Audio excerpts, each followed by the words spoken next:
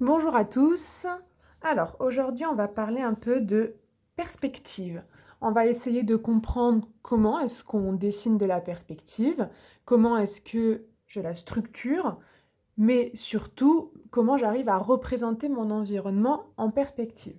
Déjà, la perspective, qu'est-ce que c'est? Oui, facile, c'est la représentation de ce qui m'entoure en volume.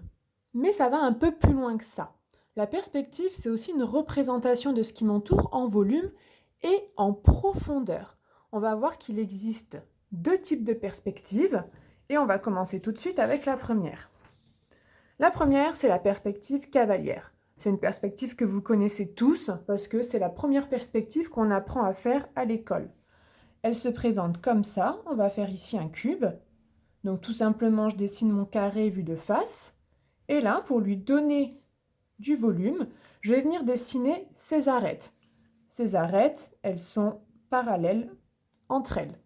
Et ensuite, je viens refermer mon volume, hop, avec ici mes deux traits qui, eux, sont parallèles au trait qui leur fait face. J'ai dessiné un cube en perspective. Vous pouvez aussi le dessiner de cette façon. Ça, c'est la perspective frontale, parce qu'on voit le devant, donc le front, imaginez. Et ça, c'est ce qu'on appelle la perspective axonométrique. Parce qu'on commence non pas avec la face du carré, mais avec un axe. Admettons par exemple celui-ci. Donc je dessine mon axe. Ici, hop, je viens dessiner la face de mon carré. Vous remarquerez que ces deux lignes sont parallèles, celle-là et celle-là sont parallèles. Je vais ensuite venir faire exactement la même structure de l'autre côté. Et ensuite, je vais venir refermer mon volume. Encore une fois, cette ligne est parallèle à celle-là est parallèle à celle-là, celle-ci parallèle à celle-ci et celle-ci parallèle à celle-ci. J'ai donc mon cube en perspective, en frontale et hop, en axonométrique, c'est-à-dire à partir d'un axe. Cette perspective-là, vous savez tous la faire, vous avez tous appris à la faire. Elle n'est pas compliquée, mais elle n'est surtout pas réaliste. C'est pour ça qu'on l'appelle la perspective cavalière. Alors, pourquoi cavalière? Vous me direz, un peu d'histoire ne fait jamais de mal. À l'époque, quand les personnes se déplaçaient, elles se déplaçaient à cheval. On est bien d'accord avec ça. Ce qui fait qu'avec la vitesse du cheval, les à-coups et les secousses dues aux routes qui étaient, je vous le rappelle, des petits chemins de terre, on se retrouvait à ne pas vraiment voir ce qui se passait autour de nous. On avait une vision du paysage qui était très simplifiée, ou des maisons qu'on croisait. Par conséquent, on a décidé, enfin on a plutôt essayé de représenter ce qu'on voyait à dos de cheval de cette façon-là, c'est-à-dire avec une perspective qui est très simplifiée, parce qu'on voyait le paysage de façon très simplifiée. Mais on est d'accord que ce n'est pas comme ça que l'on voit le monde qui nous entoure. Par exemple, je suis chez moi, je vais dessiner un couloir, vu en plan d'abord. Voilà, donc ici j'ai mon couloir, hop, avec ici une porte, et ensuite je vais avoir mon espace de vie. Je me situe ici. On est d'accord que le couloir, c'est tout simplement deux murs parallèles entre eux. Mais si je dois le faire en perspective, comment est-ce que je vais le représenter? Admettons, ça c'est moi. Ça, c'est le fond de mon couloir. C'est le mur qui est ici. D'ailleurs, je vais même dessiner la petite porte. Mais maintenant, pour faire mon couloir,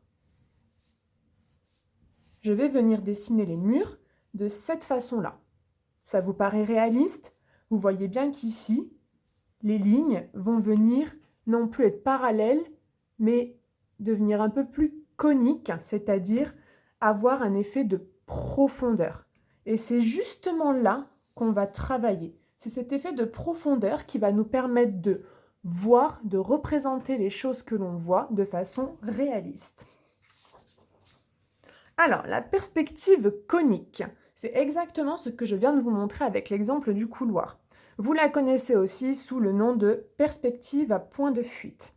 Il existe la perspective à un point de fuite, la perspective à deux points de fuite. On va déjà travailler ce point-là parce que ensuite, ça va devenir un peu plus complexe. La perspective à un point de fuite, c'est quoi? Je redessine par exemple mon fameux carré.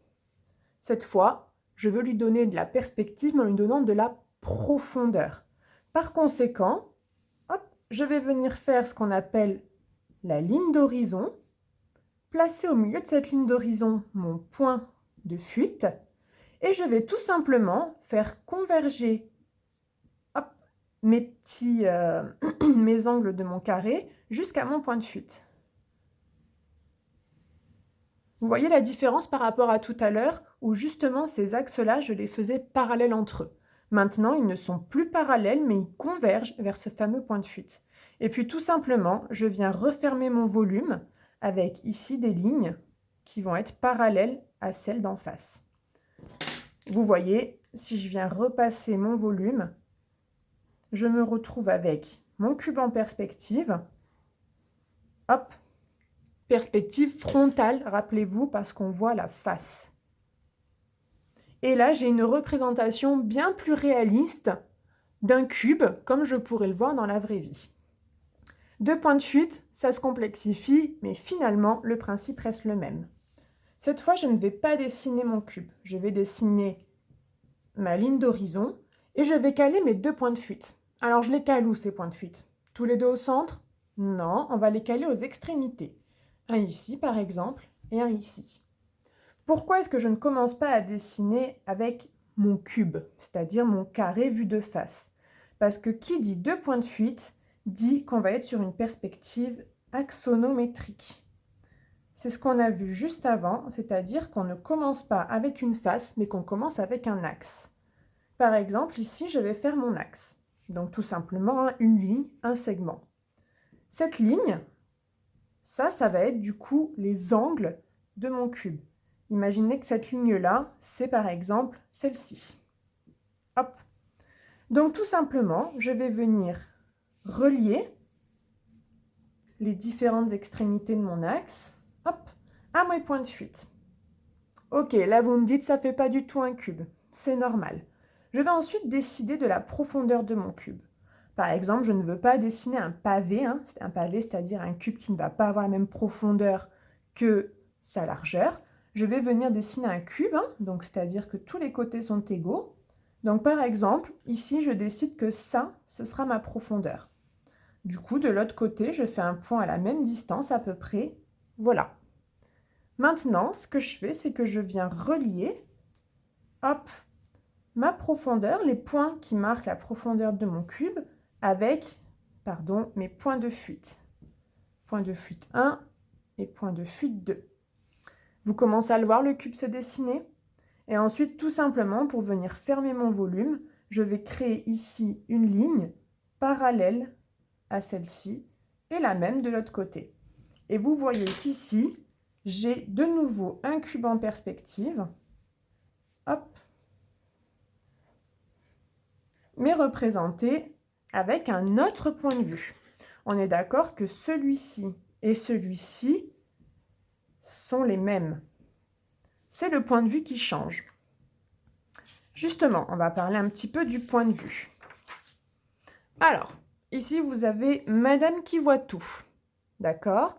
Donc, Madame qui voit tout, imaginez que c'est vous. Je l'ai représenté de dos parce que nos yeux voient en face de nous. Donc, c'est plus facile de vous montrer avec Madame qui voit ou qui voit tout, comme vous voulez, vu de dos. On est d'accord que cette ligne-là, c'est la ligne qui est alignée à ses yeux. D'accord? Par conséquent, si par exemple, Madame qui voit tout voit un cube qui se trouve au-dessus d'elle, quelle face est-ce qu'elle va voir? Tout simplement, elle va voir la face d'en dessous. Ça vous paraît logique? C'est logique. Si maintenant, elle a un cube qui est en dessous d'elle, ok? Qu'est-ce qu'elle va voir? Elle va voir la face du dessus. Si elle a un cube qui est du côté gauche de ses yeux, elle va voir la face gauche. Si elle a un cube qui est du côté droit de ses yeux, elle va voir cette face-là. Jusqu'ici, c'est facile. Mais là où ça va commencer un petit peu à se corser, c'est quand on va commencer à voir non plus tout simplement en haut, en bas, gauche ou droite, mais quand on va commencer à dessiner des objets qui se trouvent dans ces périphéries-là. Parce que vous êtes rarement en face pile poil d'un objet. Vous êtes rarement avec un objet qui se situe pile poil à votre droite ou à votre gauche, aligné à vos yeux. Alors comment ça se passe si j'ai un objet qui se trouve ici? Ici mon cube. Si l'objet est en haut à gauche, alors je vais voir cette face-ci et cette face-ci. A contrario, s'il est en haut à droite, je vais voir toujours la face d'en dessous plus celle-ci. S'il est en bas à gauche, je vais donc voir la face du dessus et ce côté-là. Et de l'autre côté, en bas à droite, je vais donc voir la face du dessus et ce côté. Donc ça, c'est important de le comprendre parce qu'une fois que vous avez compris qu'est-ce que je vois par rapport à mon point de vue, votre perspective sera automatiquement juste. Même si elle n'est pas magnifique dans les traits que vous tracez, au moins elle sera juste en termes de point de vue et de profondeur. Hop, c'est bon pour vous? Faites-vous peut-être ce petit schéma à côté, ça vous permettra ensuite de vous repérer. Donc maintenant, on va travailler un petit peu ces différents points de vue sur ma perspective à point de fuite. Alors, je vous ai montré tout à l'heure, ici, la ligne des yeux. La ligne des yeux, finalement, elle équivaut à cette fameuse ligne d'horizon. Et mon point de fuite, c'est quoi? Mon point de fuite, c'est tout simplement le centre de mes yeux, ce qu'il y a entre mes deux yeux. Alors, on va ici refaire notre schéma. J'ai donc ma ligne d'horizon. Vous pouvez tracer, vous, si vous voulez, à la règle. Moi, je le fais à la main levée parce que j'ai l'habitude, mais tracer à la règle, ça ne pose pas de souci. J'ai donc ma ligne d'horizon et je vais donc avoir mon point de fuite qui se cale ici au milieu. Et maintenant, je vais faire exactement comme l'exemple que je vous ai montré tout à l'heure. Je vais venir placer mes cubes. Je vais en placer un ici, je vais en placer un là, par exemple. Faites-vous ça aussi, faites cette structure-là et venez placer, allez, 6 cubes où vous voulez sur votre feuille. Essayez juste de faire en sorte qu'ils ne soient pas tous au même endroit de façon à vraiment expérimenter les différents points de vue. Hop. Alors, j'ai tracé tous mes cubes. Maintenant, je vais les mettre en perspective. Donc, je vais venir tout simplement tirer mes lignes de fuite. Donc ça, c'est ma ligne de fuite. On est d'accord que c'est une ligne que je ne vois pas, mais c'est une ligne qui me permet de construire mon volume. Hop. Ici, vous remarquerez que je vais tracer mes lignes de fuite qui vont aller jusqu'à ces deux angles, mais pas celles qui vont aller jusqu'à ces angles ici.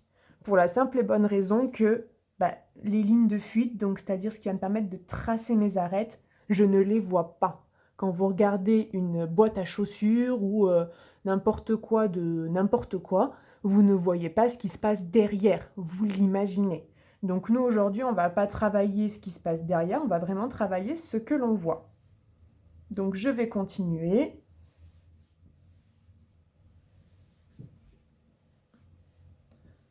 Je vous conseille de tracer toutes vos lignes d'abord. Hop. Et ensuite, tout simplement, je vais venir fermer mon volume. Rappelez-vous que à chaque fois, je vais tracer des parallèles par rapport à la face de mon carré. Ces lignes-là, celle-là, elle est toujours parallèle à la ligne de fuite. Celle-ci, elle est perpendiculaire à ma ligne de fuite. Hop.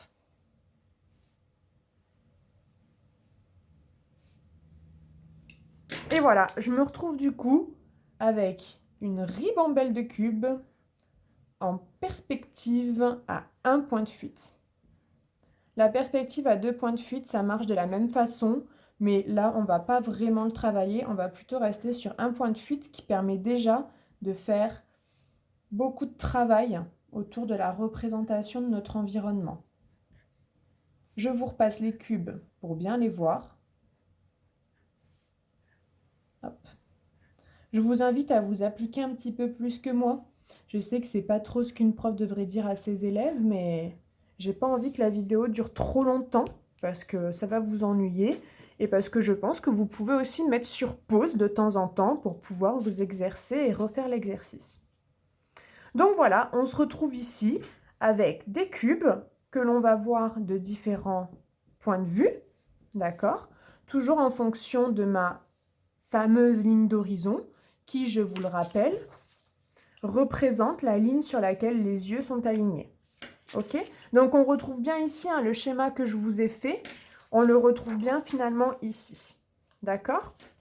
Donc maintenant qu'on a à peu près compris comment tracer la profondeur, du moins le volume de mes fameux carrés qui se transforment du coup en cubes, comment est-ce qu'on fait pour avoir justement cet effet assez réaliste que permet la perspective à point de fuite, je vous propose de construire quelque chose d'un peu plus complexe qu'un cube, une rue. Quoi de mieux qu'une rue pour comprendre la perspective à un point de fuite? Étant donné qu'une rue, alors on va partir sur une rue très simple, on va partir sur une rue droite. Alors, tout simplement, je vais venir tracer ma ligne d'horizon. Vous remarquez que j'essaie de ne pas appuyer trop fort et je vous invite à faire de même avec mon crayon parce que là, on va commencer finalement à structurer un peu notre dessin. Donc, les lignes qu'on va dessiner, on va pouvoir ensuite les effacer. Je place ici mon point de fuite. Ligne d'horizon, point de fuite. Tout simplement, je vais tracer ma rue. Vous voyez, il s'agit juste ici d'un cône. Je ne ferme même pas. Ok, donc là, ce sera ma rue. Hop, avec ici mes petits tirés de la chaussée. Je vais ensuite ici tracer une autre ligne qui va représenter finalement la base des maisons ou des immeubles que je vais mettre dans ma rue. On ne va pas venir les coller ici parce qu'il existe quand même un trottoir. Et ensuite, je vais venir, là c'est donc la base de mes immeubles, et là ça va être le toit de mes immeubles. Alors pourquoi est-ce que je dessine une ligne qui est au-dessus de ma ligne d'horizon? Parce que j'imagine que quand vous êtes depuis la rue, donc imaginez que moi je suis là, vous voyez rarement le toit des immeubles. Ce qui veut dire que par rapport à ma ligne d'horizon, le volume va se trouver au-dessus. Et maintenant, je vais venir structurer un petit peu ma rue. Pour l'instant, je n'ai que 6 lignes. Donc, je vais commencer par le premier immeuble que je vois. Rappelez-vous, la ligne que je vais tracer, elle est perpendiculaire à ma ligne d'horizon. Hop. Premier immeuble. Je vais dessiner un deuxième immeuble, un peu plus bas. Donc, je vais venir tracer ici une autre ligne pour venir m'aider un petit peu. Hop, deuxième immeuble. Je vais maintenant dessiner un immeuble qui va être un peu décalé. Donc, par exemple, ici, je vais avoir une rue. Donc, hop, je viens tracer ici mon trait. Voilà. Et cet immeuble, il va avoir, allez, cette profondeur-là. Alors là, comment je fais? Tout simplement, exactement comme on a fait ici, je vais venir donner de la profondeur à mon immeuble, donc en traçant cette ligne-là. Je vous montre. Hop, hop. Et je vais ensuite finir avec un immeuble un peu plus haut qui va venir, tiens, chevaucher le dernier immeuble que j'ai dessiné. Là de même, je trace une ligne qui est parallèle à ma ligne d'horizon et je redescends droit. Donc là, vous voyez, la ville commence un petit peu à se structurer. En face, je vais faire la même chose. Hop. Donc on va mettre un grand immeuble pour commencer. Hop, là je vais venir complexifier un peu la chose. On va mettre ici un deuxième immeuble, ici un immeuble un petit peu plus haut, et on va finir avec un immeuble très haut, très large. Hop, et je viens ici donner à tout ça un peu de profondeur. Donc je commence à avoir la structure de mes immeubles. Si vous voulez commencer à effacer quelques lignes, parce qu'il va commencer à y en avoir beaucoup, n'hésitez pas à venir repasser avec un feutre les lignes dont vous savez qu'elles ne bougeront plus. c'est-à-dire ici, ces lignes-là qui marquent un petit peu hop, la hauteur et la structure de mes immeubles. En face.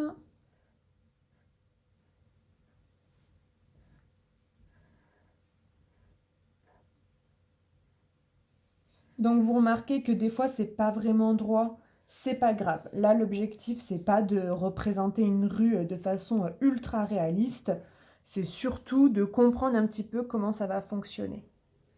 Hop, et ici je vais avoir ma rue. Alors vous remarquerez que à chaque fois, vous voyez quand je fais mes petits points du passage piéton, enfin de la différenciation entre les deux voies, je vais commencer avec une ligne qui va être d'à peu près aller 1 cm.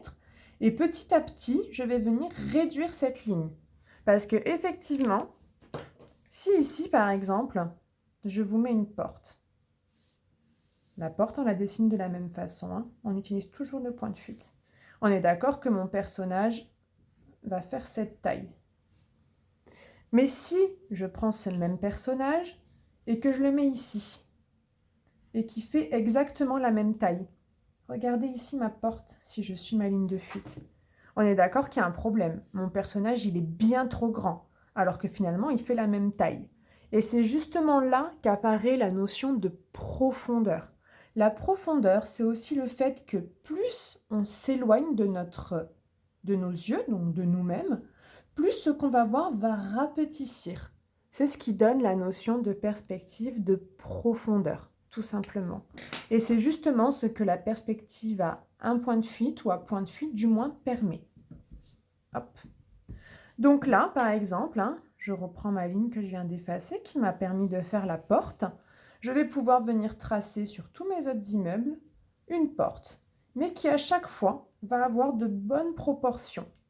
Je peux faire pareil pour mes fenêtres, hein, par exemple. Hop.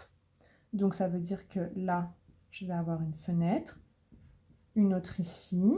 Allez, là, il n'aura qu'une fenêtre, celui-là, pas de chance.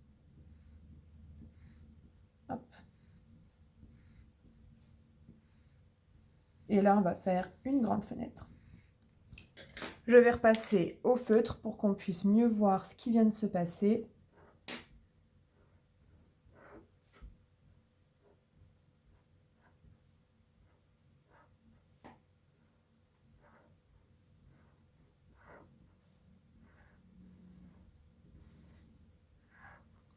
Et là, on commence à vraiment avoir une notion de ville qui va devenir petit à petit de plus en plus réaliste. On va pouvoir ensuite ajouter plein de différents détails.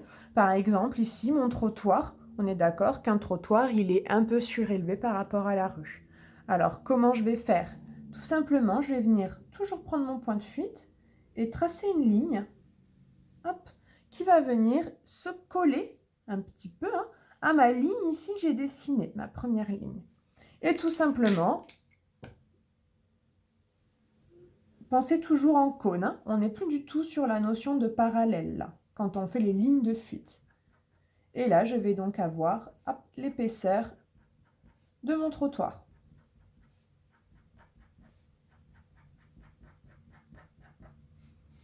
Par exemple, on va venir ici travailler l'épaisseur ici, donc des fenêtres, hein, le fait que les fenêtres sont en retrait ou renfoncement.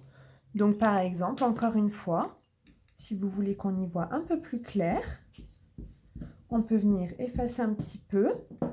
Donc j'ai mon point de fuite, j'avais ici la ligne de fuite de mes fenêtres. De même, hein, je viens en faire une hop, qui vient un peu se coller à ma fenêtre. Et maintenant, je vais donner la notion de profondeur à ma fenêtre. Parfois, juste de repasser un trait suffit. Vous remarquez que je ne repasse pas n'importe quel trait. Hein. Si je me tiens ici, logiquement, c'est cette partie-là de la profondeur de la fenêtre que je vais voir, et pas celle-là. D'accord? C'est exactement la même notion que les points de vue. Je ne représente pas ce que je ne peux pas voir. Alors, je peux faire pareil avec les portes. Plus on est loin, moins les détails vont compter. Hein, donc on peut vraiment venir faire ça à la main levée. Il s'agit juste de passer, de repasser, de donner une épaisseur aux bonnes lignes. Ok? Ici, par exemple, je vais venir faire un petit arbre qui va être, par exemple, aligné à la ligne de mes fenêtres. Hop. Et si j'en fais un deuxième, vous voyez qu'il rapte ici. Voilà, tout simplement.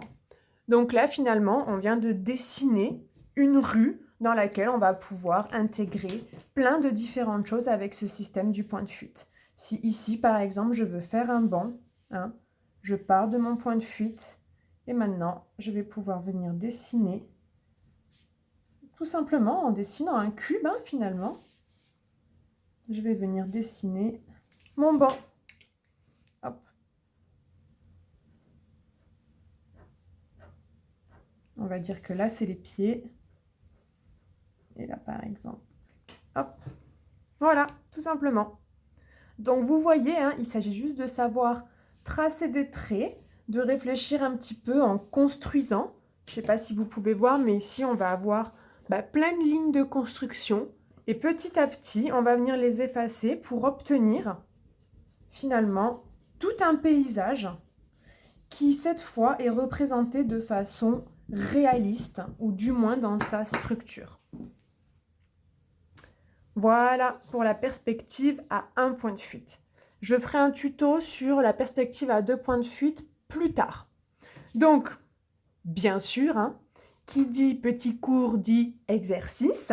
Je ne vous demande pas la lune, mais je vous demande vraiment d'essayer de faire cet exercice-là et d'essayer de travailler la perspective. Donc, premier exercice, très simple. Faites ce cube en perspective avec un point de fuite. D'accord ? Donc, un cube, hein, tout simple, c'est vous qui choisissez s'il est un peu plus profond, s'il est plus court. Ce n'est pas grave. Le principe, c'est que je veux que vous fassiez ce cube avec un point de fuite, mais pas que vous n'en fassiez qu'un. Le but, c'est de voir toutes les faces, exactement comme ce que j'ai pu faire ici. Donc, l'exercice 1. L'exercice 2, parce que le cube, c'est vraiment trop facile, je vous demande de faire le même principe, donc toujours travailler une forme en perspective à un point de fuite et de représenter donc cette forme sous différents points de vue. Mais cette fois, la forme que je vous demande, c'est celle-ci. Je ne vais pas vous mettre les centimètres, hein, c'est à vous de reproduire plus ou moins cette forme. Elle est assez simple à reproduire. Et en troisième exercice, à vous de représenter votre rue. Si vous vivez dans une rue qui est plutôt droite, plutôt longue, sortez dehors, mettez-vous dans la rue, posez-vous, faites vos lignes de construction et essayez de représenter votre rue. Si il pleut, il fait pas beau, il neige, il y a du vent ou quoi que ce soit, et dans ce cas, inventez votre propre rue. C'est exactement ce que je viens de faire. Donc toujours la perspective à un point de fuite. Il vous faut un crayon, une feuille de papier et éventuellement une règle pour ceux qui n'ont pas le courage de tracer des lignes à la main directement. J'attends vos réalisations pour la semaine prochaine et n'hésitez pas à re-regarder le tuto et surtout à le regarder à nouveau en essayant de reproduire ce que je fais en live. Ça vous permettra de vous entraîner mais surtout de mieux comprendre ce que je dis, ce que je montre. Ok ? Donc j'attends vos réalisations avec impatience et vous savez que vous pouvez me joindre sur Pronote, par mail et sur mon téléphone portable si vous avez des questions. Allez, au revoir et passez une bonne fin d'après-midi.